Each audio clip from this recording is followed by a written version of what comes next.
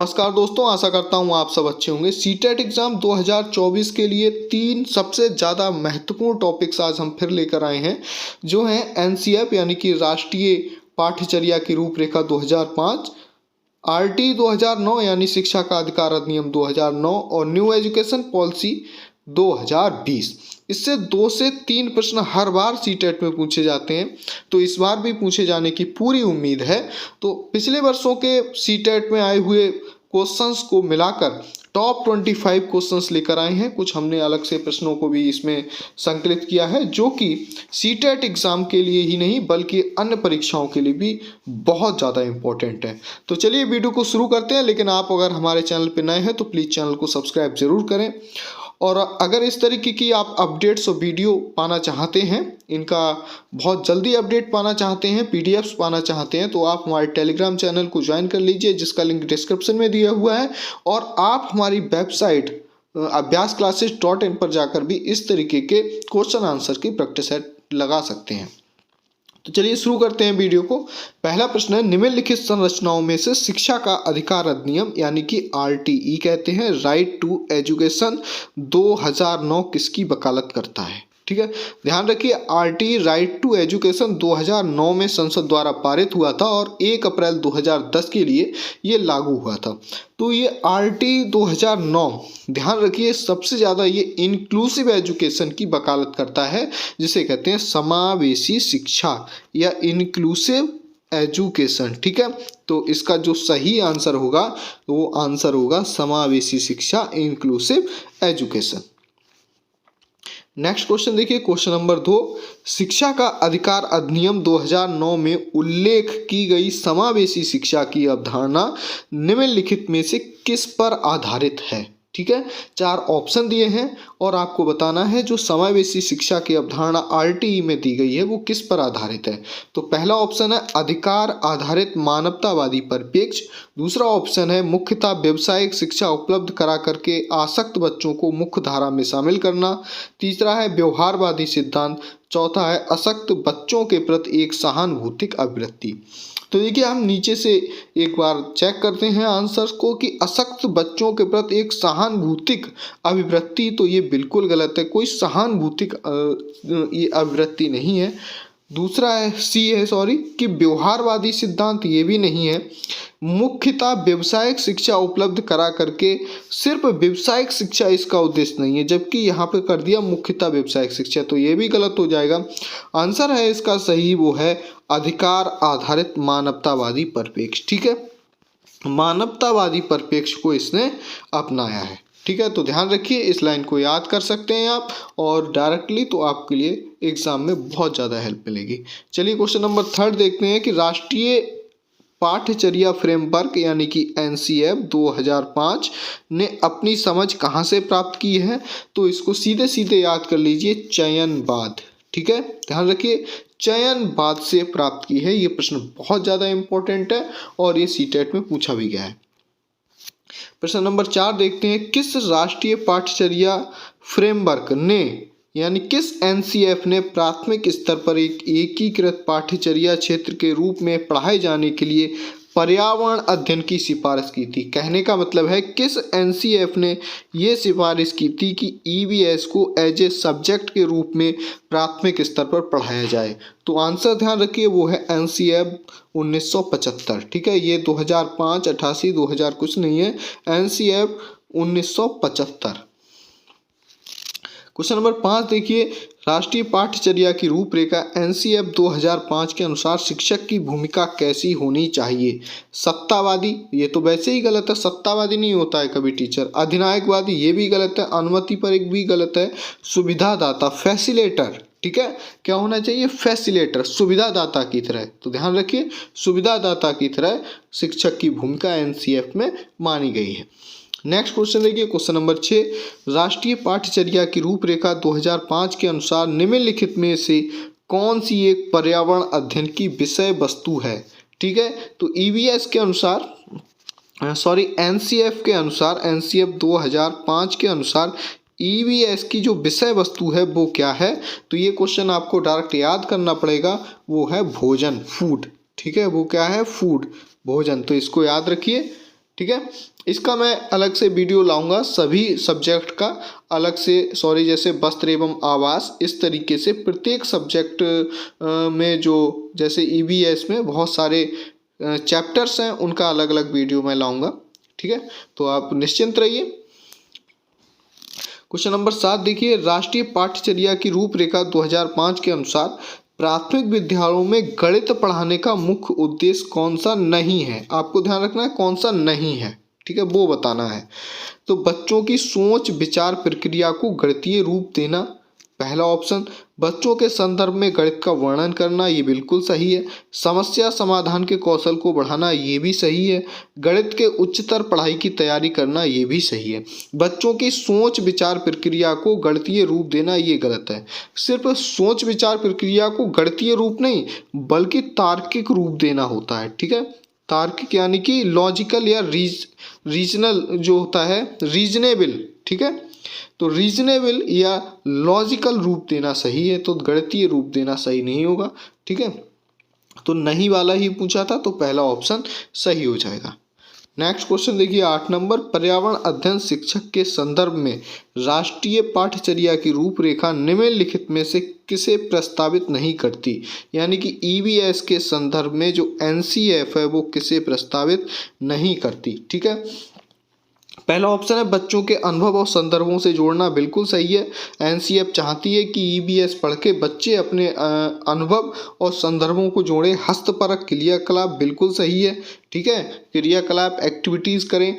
तकनीकी शब्दावली से परिचित कराना, ये इसका उद्देश्य नहीं है। ठीक है, ईवीएस का उद्देश्य नहीं है बिल्कुल भी कि टेक्नोलॉजी बहुत कठिन स्टैंडर्ड मानक शब्दावली से परिचित कराए। विषय अनुसार उपागम, ये भी सही है। तो नहीं है वो पूछा था, प्रस्तावित नहीं करती, वो आंसर है सी। 9 नंबर देखिए, एनसीएफ 2005 के अनुसार गलतियां इस कारण से महत्वपूर्ण होती हैं। यानी गलतियां किस कारण से महत्वपूर्ण होती हैं, बच्चा गलती करने का जो कारण है वो फिर महत्वपूर्ण क्यों है। तो देखिए कि ये विद्यार्थियों को उत्तीर्ण अनुत्तीर्ण समूह में वर्गीकृत करने के लिए महत्वपूर्ण उपकरण है, गलत। इससे फेल पास की जरूरत नहीं है, इसीलिए अब सीसीई लाया गया है। मैं नेक्स्ट वीडियो सीसीई से संबंधित लाऊंगा, तो ध्यान रखिए सीसीई इसीलिए लाया गया है, कॉन्टिन्यूअस एंड कॉम्प्रिहेंसिव इवैल्यूएशन। ठीक है, ये अध्यापकों को खूब बच्चों को डांटने के लिए एक तरीका उपलब्ध कराती हैं, तो ये भी गलत है। बच्चों को डांटने का तरीका उपलब्ध नहीं कराती, ये बच्चे के विचार की अंतर्दृष्टि उपलब्ध कराती हैं तथा समाधानों को पहचानने में सहायता करती हैं। बिल्कुल सही है कि उसके जो समाधानों को पहचानने में सहायता करती है। ठीक है, बच्चे के विचार की अंतर्दृष्टि उपलब्ध कराना और जो समस्याएं हैं उनके समाधानों को पहचानने में सहायता करना। यदि कक्षा से कुछ बच्चों को हटाने के लिए आधार उपलब्ध कराती, गलत। किसी बच्चे को हटाना नहीं है, पढ़ाई से किसी को वंचित नहीं किया जा सकता, तो सही आंसर है महत्वपूर्ण होती हैं वो सी। क्वेश्चन नंबर 10 देखिए, राष्ट्रीय पाठ्यचर्या की रूपरेखा 2005 के अनुसार विद्यालयों में गणित शिक्षण का संकीर्ण उद्देश्य क्या है। ठीक है, आपको बताना है। ऑप्शन है रैखिक बीजगणित से दैनिक जीवन की समस्याओं की शिक्षा, बिल्कुल सही है। ये संकीर्ण उद्देश्य नहीं है, ये तो व्यापक उद्देश्य है दैनिक जीवन से जोड़ना। ठीक है, संख्यात्मक कौशलों का विकास, यानी कि सिर्फ न्यूमरेसी का जो विकास है वो हो सकता है संकीर्ण उद्देश्य। ठीक है, बीजगणित पढ़ाना ये भी संकीर्ण उद्देश्य नहीं है, परकलन व मापन पढ़ाना ये भी नहीं है। तो जो सही आंसर है वो संकीर्ण उद्देश्य का कि सिर्फ न्यूमरेसी पढ़ाना, यानी 1 2 3 4 5 सिर्फ गिनती पढ़ाना, जोड़ घटाना कराना। ठीक है, तो ये इसका बहुत संकीर्ण उद्देश्य है, हमें तो बताना था संकीर्ण वाला। जबकि व्यापक उद्देश्य क्या है, जीवन से गणित को जोड़ना। बीजगणित यानी बीजगणित का तो इसको बहुत बड़ा है, तो उसे पढ़ाना, परकलन मापक पढ़ाना। ठीक है, क्वेश्चन नंबर 11 है, राष्ट्रीय पाठ्यचर्या की रूपरेखा 2005 अधिगम के रचनावादी उपागम पर बल देती है, क्योंकि ये किस पर केंद्रित है। ठीक है, ऑप्शन है कि शिक्षक द्वारा प्रभावी व्याख्यान अनुदेशन नहीं, कक्षा 5 लेवल प्राइमरी लेवल पर व्याख्यान अनुदेशन की बात नहीं होती है। परिभाषाओं सूत्रों को याद करना, ध्यान रखिए याद करने पर बल नहीं दिया जाता है एनसीएफ में, रटने पर और याद करने पर। नियमित गृह कार्य जमा करना नहीं, इस पर भी नहीं है। आंसर क्या होना चाहिए, गतिविधियों को शामिल करते हुए शिक्षार्थियों की सक्रिय भागीदारी। एक तो सक्रिय भागीदारी और एक्टिविटीज़ को शामिल करना, दोनों ही सही है, तो एक ही में शामिल है, तो सही आंसर होगा डी। 12 नंबर देखिए, एनसीएफ 2005 मानती है कि गणित में चिंतन और तर्कणा, सॉरी यहाँ पे तार्कणा लिख दिया है, ठीक है, तर्कणा होगा, ठीक है, तर्कणा, ठीक है, एक तरीका शामिल होता है। इस दृष्टिकोण को किसके द्वारा प्राप्त किया जा सकता है? ठीक है, जो गणित में जो चिंतन है और जो रीजनिंग पावर है वो शामिल होती है, उसको कैसे प्राप्त किया जा सकता है ये पूछना है इसका, ठीक है। तो वो कैसे प्राप्त की जा सकती है? पहला ऑप्शन देख लीजिए, खोजबीन उपागम का प्रयोग करना, बिल्कुल सही है। हस्तचालकों का प्रयोग करना यानी एक्टिविटीज़, ये भी सही है। संकल्पनाओं का वास्तविक जीवन में जोड़ना, ये भी सही है। और विद्यार्थियों को चर्चाओं में शामिल करना, ये भी सही है। तो पहला ऑप्शन सही हो जाएगा। बाकी देख लेते हैं ऑप्शन अन्य, गणित की सभी पाठ्य पुस्तकों का पुनर्लेखन, ये गलत है। कि फिर से सभी किताबें लिखी जाएं, ये गलत है। विद्यार्थियों को बहुत सारे सवाल कार्य पत्रक में देना यानी वर्कशीट में देना, ये भी गलत है। विद्यार्थी को विशेष कोचिंग देना, ये भी गलत है। तो पहला ऑप्शन सही है। प्रश्न नंबर 13 देखिए, शिक्षा का अधिकार अधिनियम RT 2009 भारत में कब लागू किया गया? ठीक है, तो इसका सही आंसर है 1 अप्रैल 2010। क्वेश्चन नंबर 14 देखिए, RT अधिनियम 2009 के तहत प्रारंभिक शिक्षा के लिए पाठ्यचर्या और मूल्यांकन प्रक्रिया किसके द्वारा निर्धारित की जाती है? तो ध्यान रखिए, RT 2009 के तहत प्रारंभिक शिक्षा के लिए जो पाठ्यचर्या और मूल्यांकन प्रक्रिया है वो राष्ट्रीय शैक्षिक अनुसंधान और प्रशिक्षण परिषद यानी NCERT द्वारा निर्धारित की जाती है। तो सही आंसर होगा NCERT, बाकी तीनों गलत हैं। 15 नंबर देखिए, शिक्षा का अधिकार अधिनियम RT 2009 में किस उम्र के बच्चों के बीच शिक्षा के महत्व के तौर पे वर्णों को किया जाता है? तो ध्यान रखिए, ये आता है 6 से 14 वर्ष के बालकों के लिए। ध्यान रखिए, बहुत इंपॉर्टेंट है। जो बेसिक एजुकेशन है वो है 6 से 14 वर्ष के बच्चों के लिए। तो ऑप्शन बी सही हो जाएगा, 6 से 14 वर्ष। 16 नंबर देखिए, शिक्षा का अधिकार अधिनियम RT किस वर्ष पारित किया गया था? तो बता ही दिया, 2009 में पारित हुआ और 1 अप्रैल 2010 से लागू हुआ है। ठीक है, तो नंबर 17 है कि RT अधिनियम 2009 की किस धारा के तहत सरकारी शिक्षक को ट्यूशन पढ़ाना मना है? तो ये इम्पोर्टेंट है, ये धारा याद रख लीजिए, 28 नंबर धारा है। धारा 28 के तहत सरकारी शिक्षक को निजी ट्यूशन पढ़ाने से प्रतिबंधित किया गया है। नेक्स्ट क्वेश्चन देखिए, 18 नंबर, NEP 2020 जो है केंद्रित है, यानी कि जो नई एजुकेशन पॉलिसी है वो किस पर केंद्रित है? तो ध्यान रखना है आपको, 360 डिग्री समग्र प्रगति कार्ड पर। ठीक है, 360 डिग्री यानी कि सर्वांगीण विकास, एक तरीके से सर्वांगीण प्रगति कार्ड यानी सर्वांगीण 360 डिग्री रिपोर्ट कार्ड पर केंद्रित है। ठीक है, एक आयाम पर नहीं बल्कि बच्चे का जो है सभी आयामों का जो रिपोर्ट कार्ड है उस पर डिपेंड है। 19 नंबर देखिए, शिक्षा की समसामयिक नीतियां जैसे कि राष्ट्रीय शिक्षा नीति 2020 इस बात पर जोर देती है कि स्कूलों में शिक्षा किसके द्वारा होनी चाहिए? ठीक है, किसके द्वारा होनी चाहिए? तो इसका अनुकूलन गलत है। निष्क्रिय अनुसरण, ये तो बिल्कुल ही गलत हो जाएगा, इनएक्टिव। ठीक है, प्रत्यक्ष निर्देशन गलत है। खोज और अन्वेषण यानी डिस्कवरी और इनोवेशन। ठीक है, तो डी आंसर सही है। 20 नंबर देखिए, राष्ट्रीय शिक्षा नीति 2020 के अनुसार ECCE का पूर्ण रूप क्या है? तो डायरेक्ट देख लीजिए, ECCE का पूर्ण रूप है early childhood care and education, D. ठीक है, बाल अवस्था की देखभाल और शिक्षा, early childhood care and education. ठीक है, बाकी गलत है। जो भी है ध्यान रखिए, ECCE का पूरा नाम early childhood care and education, बाल अवस्था की देखभाल और शिक्षा। 21 नंबर देखिए, नई शिक्षा नीति स्तंभों पर आधारित है। NEP 2020 में कितने स्तंभ हैं? तो ध्यान रखिए, 5 स्तंभ हैं। कितने?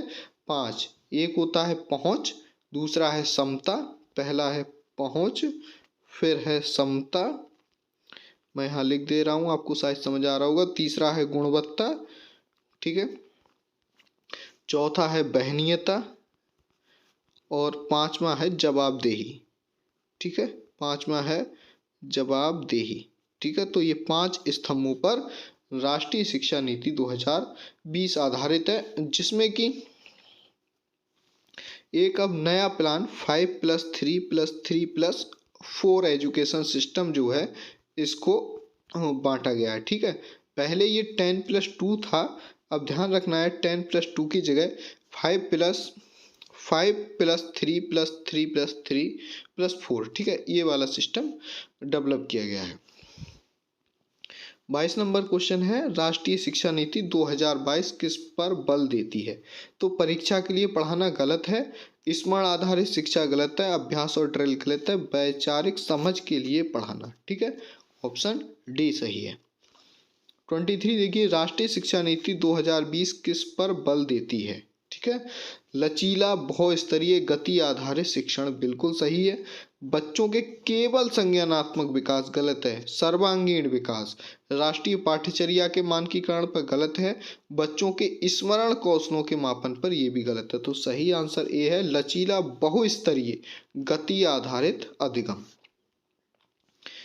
24 देखिए, राष्ट्रीय शिक्षा नीति 2020 के अनुसार विद्यार्थियों के मूल्यांकन में किन आयामों की प्रगति व अद्वितीयता को शामिल करना चाहिए? तो इसका जो सही आंसर है वो है सी, संज्ञानात्मक, भावात्मक और मनोयोगात्मक, ठीक है, मनोयोगात्मक, ठीक, संज्ञानात्मक, भावात्मक और मनोयोगात्मक, ये ध्यान रख लीजिए, ये इंपॉर्टेंट क्वेश्चन है। नेक्स्ट और लास्ट क्वेश्चन है 25, नई शिक्षा नीति 2020 के अनुसार कक्षा 5 तक के विद्यार्थियों के लिए शिक्षा का माध्यम क्या रखा गया है? ऑप्शन है हिंदी, संस्कृत, मातृभाषा, अंग्रेजी। तो हिंदी, संस्कृत और अंग्रेजी गलत है, और मातृभाषा या स्थानीय भाषा। तो कक्षा 5 तक जो पढ़ाने का माध्यम रखा गया है वो है मातृभाषा या स्थानीय भाषा। ये भी बहुत ज़्यादा इम्पोर्टेंट क्वेश्चन है, तो ध्यान रखिए।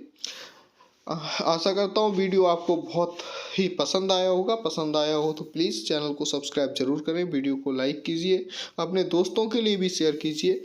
मिलते हैं नेक्स्ट वीडियो में, तब तक के लिए जय हिंद, वंदे मातरम।